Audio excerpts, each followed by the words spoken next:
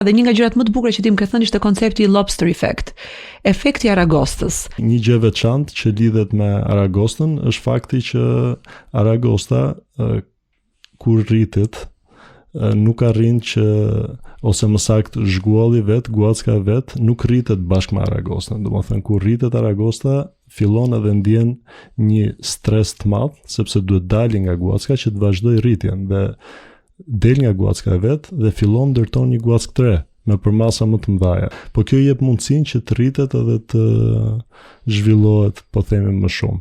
Si mendon se ndryshon mënyra të punuarit sot krahasuar me brezin e kaluar? Benchmarku i gjeneratës sot është nëse ti do të punosh më shumë se sa paguhesh, atëherë shumë shpejt do të ndodhë që do të paguhesh më shumë se sa punon. Praktikisht unë do thoja që kjo lidhet më shumë me gjeneratën millennials, kurse me brezin e ri Gen Z çfarë vjet re është që janë shumë më të lidhur me pjesën e qëllimit të kompanisë, fleksibilitetit dhe po themi jo atë kulturën hierarkike që kanë pasur kompani dikur ku ti duhet të punoje shumë me një kohë gjatë, duhet tregoje besnikëri ndaj kompanisë për të arritur ato hapat shkallët e karrierës.